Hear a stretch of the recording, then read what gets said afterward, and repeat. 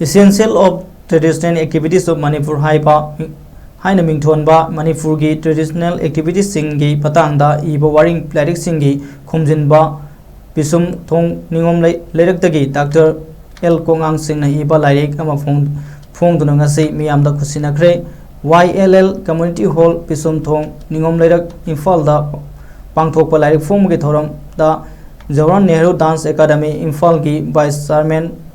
Longjam Joychandra Singh National Sport University Kumal Lampak Imphal gi Registrar Dr. L Dibamani Singh All Manipur Polo Association gi President T.S. Mohendra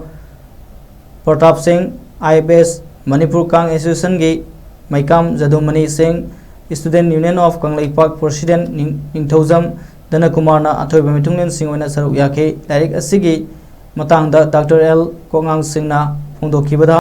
mahakna khara khomjillaga puthokpa lairik ni masina miyamda kanaba kharadi soidana piba ngamgadra khalli aduga asoi aran thengnabiragadi pau piberau mathangi kunamda semdoknaba honajage haike culture gi lamda miyamna sakhangnaraba Manipur University of Culture gi Associate Professor Dr.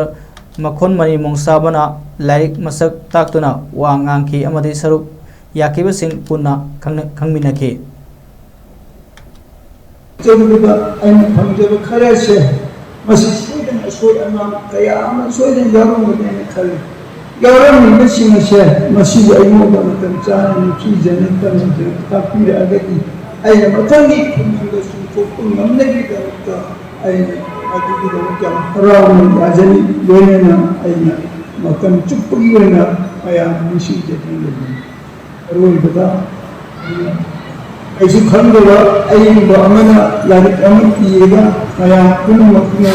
लेंगे किसे असुक नुमाइगो असुक केंगे बेसे आई में चलते अदुना अरोगी कुन मकना